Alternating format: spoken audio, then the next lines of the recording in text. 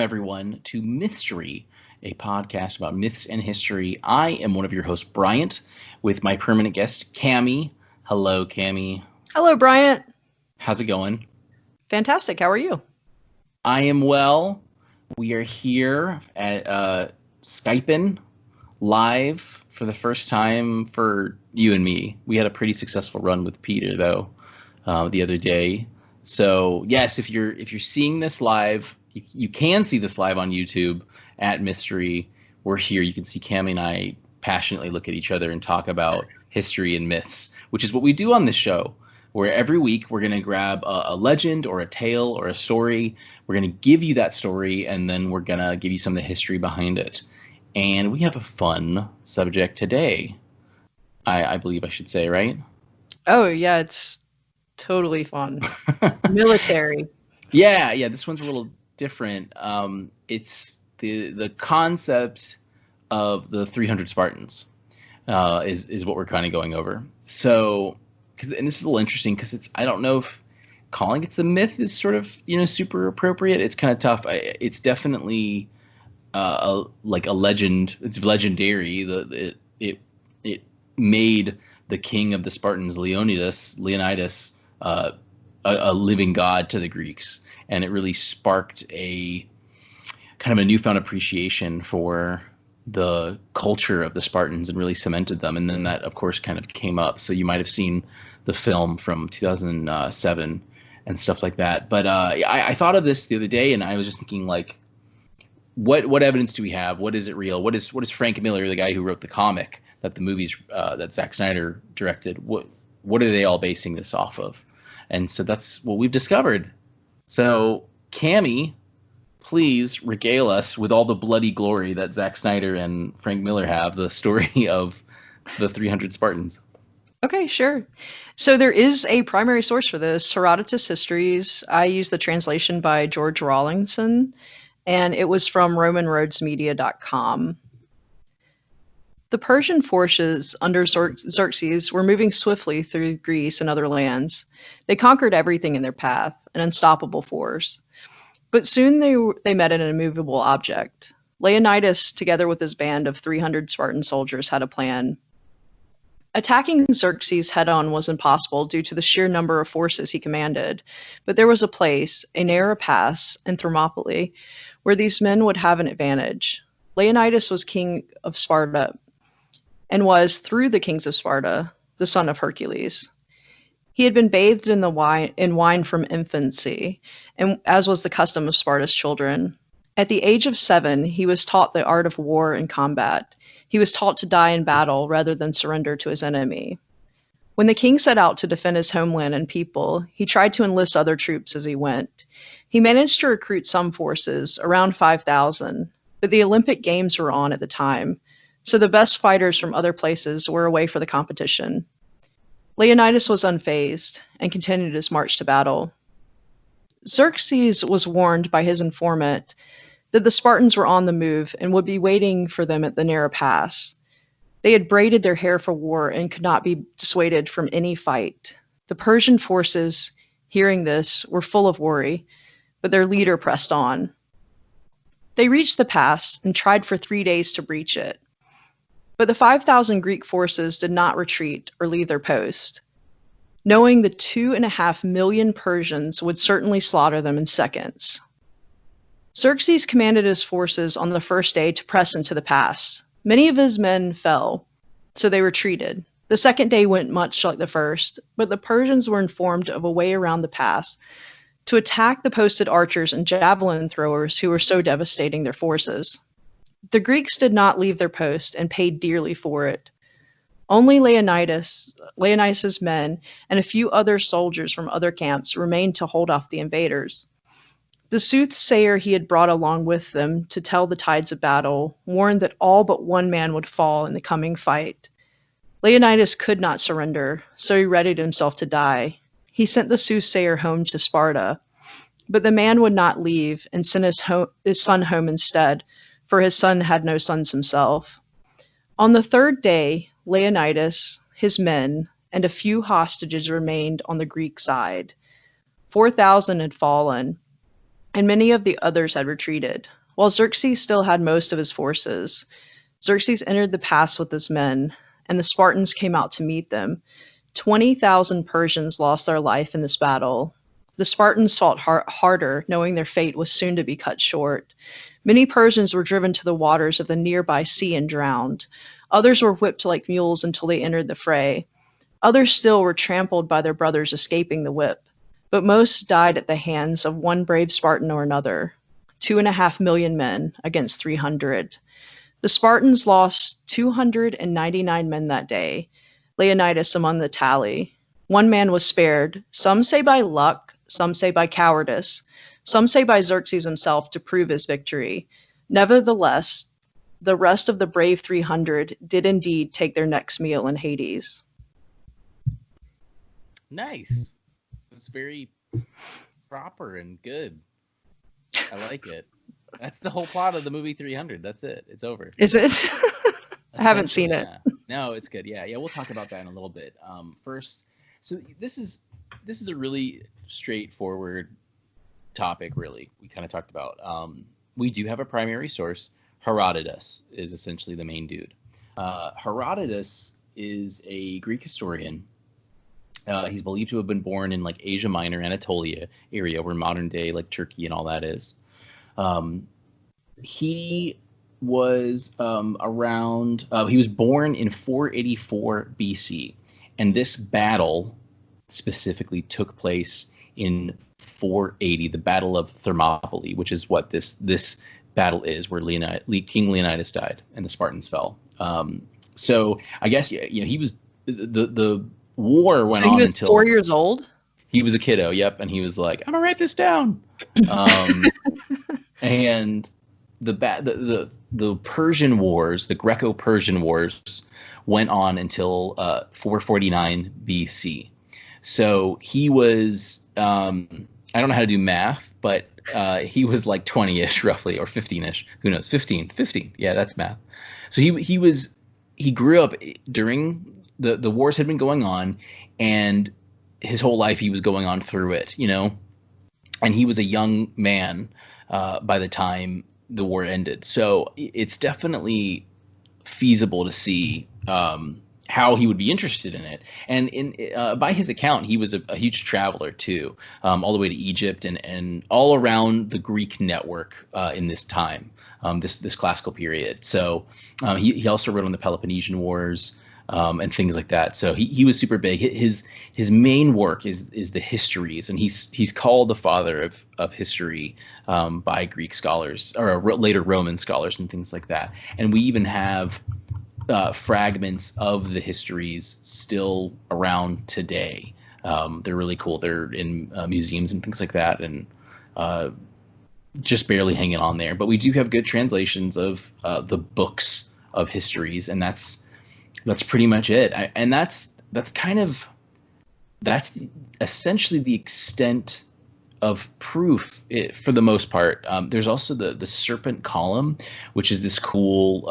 It's this long column with three winding heads, serpents going up. So it's like rolled up, and then these three heads come out, and it was made to commemorate those who died in the battle. I think it was Thermopylae, or it was another battle in the wars. But it's still around today, and it has like murals that depict it and the battles and things like that. So that's sort of or writings and things like that. So that's kind of the idea, or that's sort of a proof, an archaeological item that's there. There is more archaeological evidence too, especially in 1939.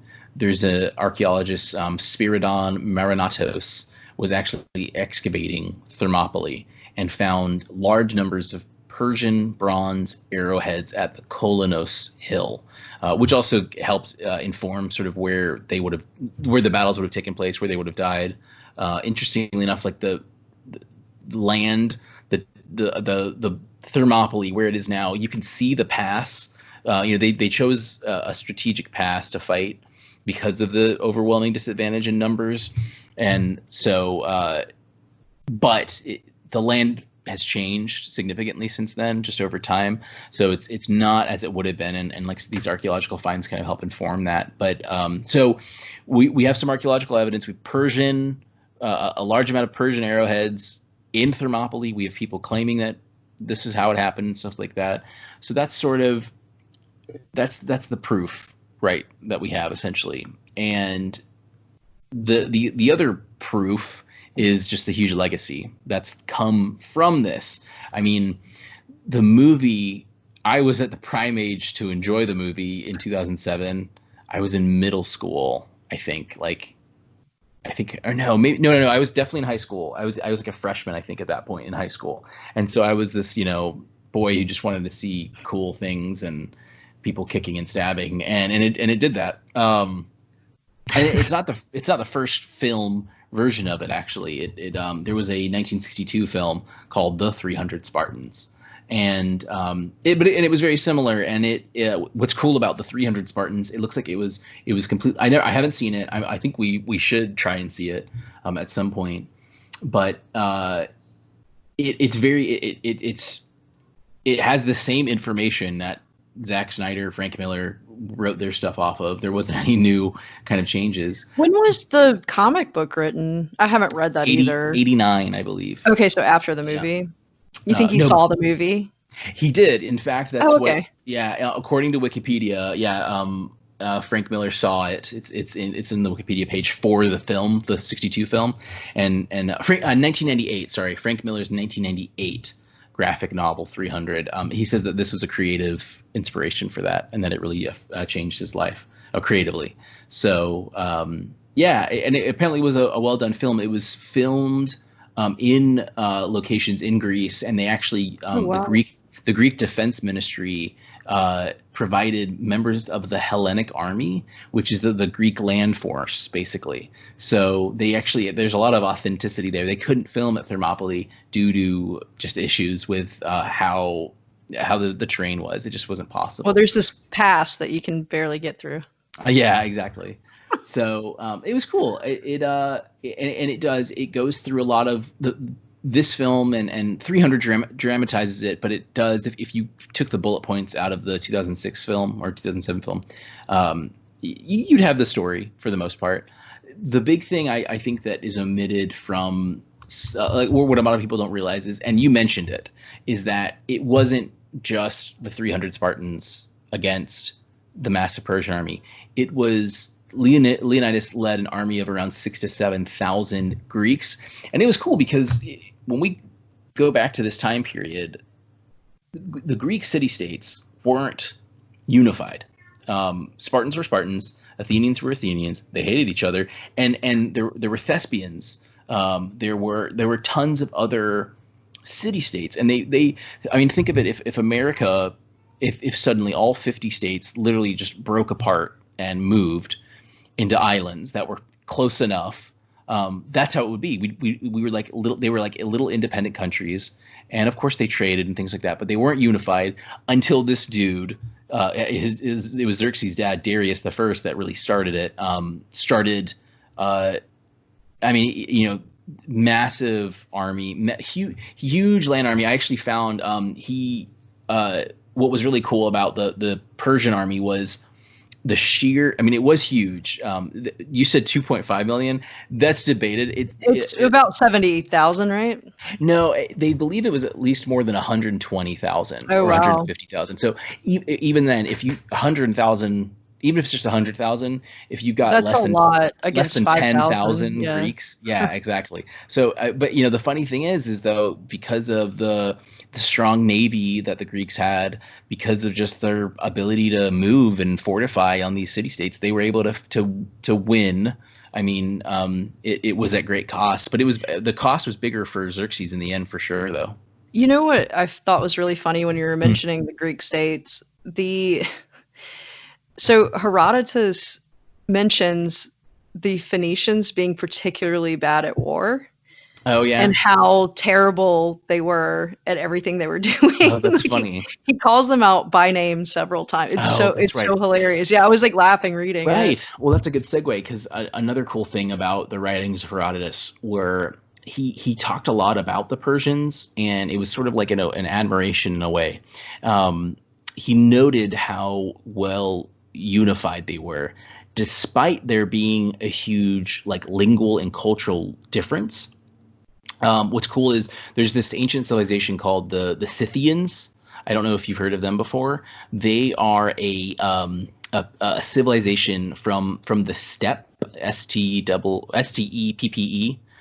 but where the Mongolians originated, basically, like and the Turkic peoples. So they were nomadic people, and it's there's like a rule in history: if your people come from the steppe, you're badass. You're just really strong because of how hard life is. It's very much like the Viking kind of idea of life is so hard that when you go to a place where it's not like everything isn't trying to kill you, you do well. So, but Xerxes or the Persians they of course had their own people, and they gathered up all the other people in that area. So like think like the Middle East is where you could kind of call it, and then passing over through Turkey, the land bridge into the Mediterranean, kind of where like the Byzantine had its whole empire essentially, and then later the Ottomans. So Xerxes and the Persians were able to unify all these people. I mean, they kind of did what Alexander the Great did. They went through and just sort of made them vassal states. But then when he wanted the army, they came, and then they all went down there. So Herodotus was really surprised that despite them having so many different basically cultures and civilizations, they were all unified under the Persian army, the Persian banner essentially of the time in Xerxes. Meanwhile, the Greeks, while they share a language, they share a religion, they can't stop fighting. Like they're so quarreled, and it's really funny that there's this parallel. But when 150,000 or more Persian insurgents are coming at your door, you're gonna like put down your quarrel and go, hey, we should probably take care of that. So you know what you won't put down though? The Olympic Games. You're gonna go to those. It's happening. I don't care. Yeah. Well, I got to think about how at the time, like, how easy would it be to like cancel it, and like and one writer's like, the Persians are coming, like Paul Revere style, and they're like, what? No, I'm pretty sure we're gonna keep drinking and play this. So how difficult would that be? But it goes on. Herodotus is really the core of it. There's this British historian, Paul Cartledge, who really exemplifies the extreme importance of it. It's in book 7 of Herodotus's account. So I think it's in book 7 of the histories. Yeah, it is. Sorry. It is. Yeah. And he wrote that Paul Cartledge has this famous quote: "We either write a history of Thermopylae with Herodotus, or we don't." So it's just one of those things. And we talked a little bit about it before. I can't remember what episode it was exactly, but we've talked about sort of revisionist history, and a lot of people like to be skeptical and kind of play devil's advocate. I can't show you Herodotus. I can't, we only know so much. We do have this archaeological evidence, and we're doing the best with what we've got. So that's sort of it. Through him. And there was also another guy, Simonides of Chios. He was around from 556 to 468. So he died before the end of the war. He was like a poet more so, but he also has some accounts. So there is some corroboration that you can do there with people in the time during the wars that wrote about it.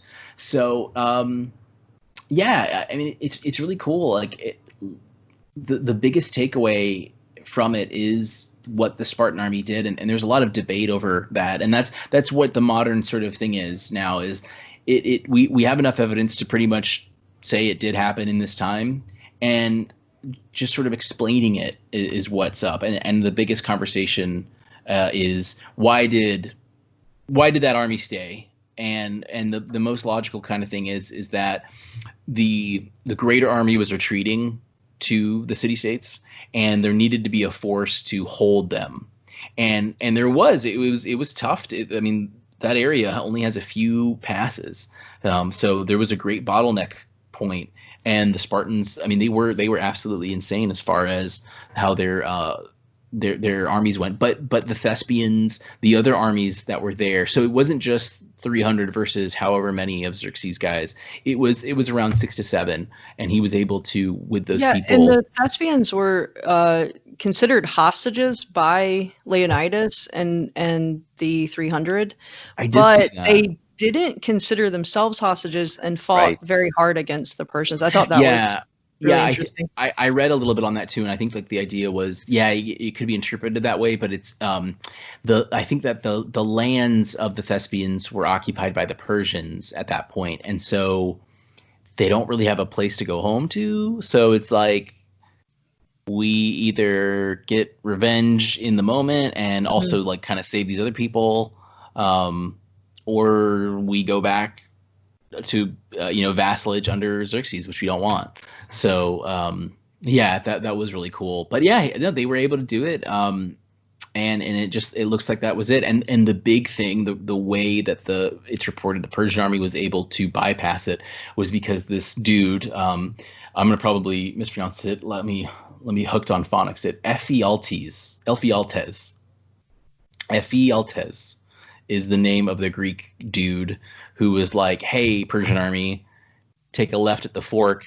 Boom, there's Leonidas. And so he was able to help them completely find a route to bypass it, which I'm just like, could Xerxes not take like 10,000 people out of the 150 and be like, hey, can you guys find a new way? I don't know. That just seems really weird to me, like that he wouldn't have. That he has to like find this one guy who knows the area. Like 3,000 horse scouts, because that was you always scout ahead back in the times. You get riders to scout ahead. And why anyway, so apparently this guy Ephialtes was the one who betrayed them, and they do a cool or an interesting account of it in the film and stuff like that, a way of doing it where it was this guy who was he was born deformed in Sparta, and Spartans practiced infanticide for imperfectness, and they chuck you out a window or something, and leave you on a cliff. That was according to Herodotus. Yeah. Check you out a window, leave you on a cliff. And in 300, there was just a deformed dude. His parents saved him by fleeing, but he always like wanted to be a Spartan, so he did get buff and trained, but he had like his arm couldn't raise a shield high enough to hold a phalanx, and so he was like, nope, sorry, you can't join us, just help carry the dead and stuff like that. And then that's why that was the motivation to betraying them in the film, the 2007 film. So it was a cool little thing. But yeah, so the Persians get around, they defeat, but the main goal was done. The main army was able to go back to their city states. And then a few years later, they actually were able to make peace with Xerxes until the Spartans completely destroy Athens later. But that's another episode of the podcast. From Leonidas' death, though, he was really deified. Two things really happened. This concept of laconophilia, which is like Spartan love, and also the name Ephialtes becoming synonymous with nightmares in the Greek language, the ancient language, because this dude was a betrayer. I mean, it was the way of saying Judas, like you Sure. can, or Brutus, like, if you call I can call you a Judas or a Brutus, and everyone knows what that means. Well, all Ephialtes was just like unsheer nightmare horror in this time.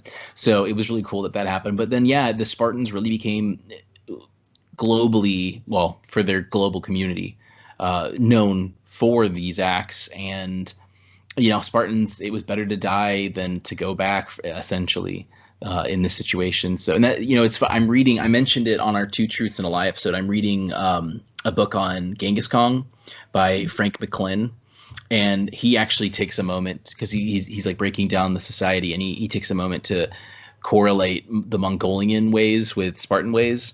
Because the Mongols, like if the Mongols won a battle, if they lost a battle and there were survivors that got away, or if they won a battle but there was a lot of people dead, they would almost always just kill the survivors, because it was like, did you win? And especially if you lost, if you came back from a loss, it's just like, well, obviously you lost because you didn't die. Like you should have been in there.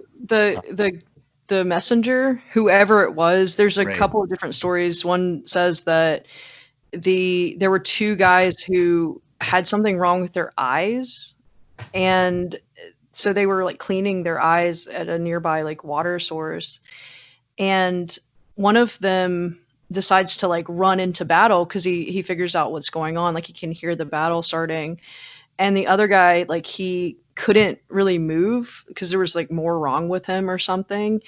And so that's one of the stories that's the one that survived. And the Spartans treated him terribly when he came back. So that's one of the accounts. Yeah. Yeah, during that, I mean, I would totally expect Xerxes to spare someone to get the news back and be like, yo, we're here, be ready, just to help strike fear. So that's interesting. I wonder how that actually went down. But yeah, that's kind of it. I mean, so Herodotus is our source.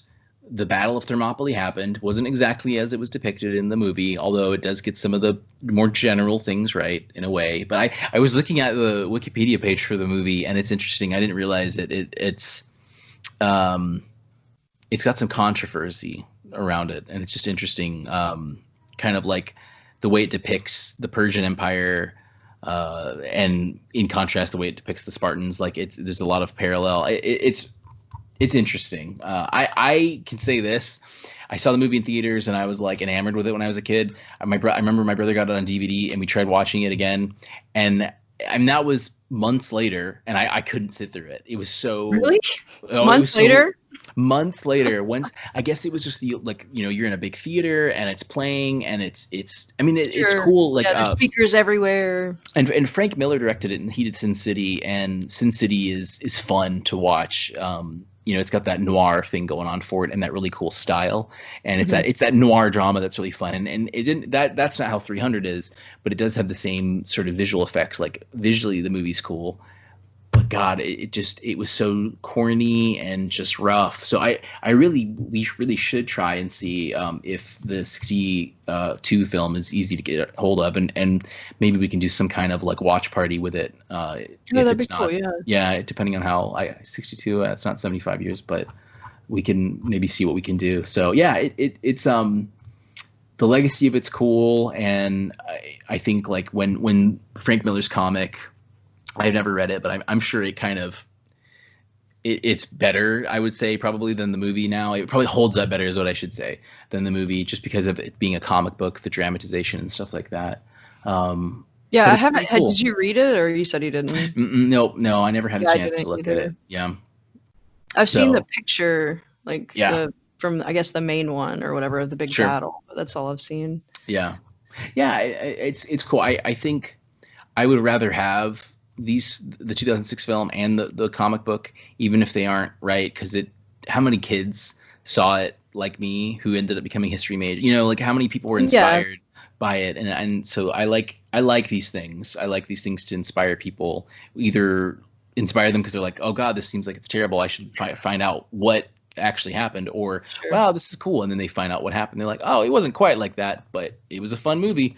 So yeah, no, it was cool. I kept things pretty broad, like I said. So I started off with a history.com article on Leonidas that was a lot of fun to read. But then Britannica and Wikipedia, as well as Ancient Origins, are where I got ancientorigins.net is where I got a lot of my other stuff. So it's cool to see it. There was a sequel to the film, and I think it was actually a prequel technically. And I heard it was just as not worth your time. It came out in 2014, so I don't know. What did they even talk about? I think it's about the conflict with Darius. Oh, okay. It's called so 300 it's not really Rise of an Empire. No, I think it is. It's based on the Frank Miller comic miniseries Xerxes: The Fall of the House of Darius and the Rise of Alexander. I don't know. Okay. It has Lena Headey played Gorgo, the wife of Leonidas and the Queen of Sparta. Lena Headey's pretty cool. She did Game of Thrones, and she's a great actress, and she was cool in the movie. I remember that. No, King Darius of Persia was killed. Oh, okay. Yeah, I guess it's a prequel. Yeah, it's a prequel. So it's about the Battle of Marathon where Darius falls, basically Xerxes' dad. So anyway, maybe we'll see it and talk about it. I don't know. I don't know. I don't have a... Well, we are talking about Marathon soon. Burning, yeah. I don't have a burning passion to see it, but we'll see what we can do. Well, guys, yeah, I think that about covers it. That was a little longer than I expected. That's cool. Some 300 talk.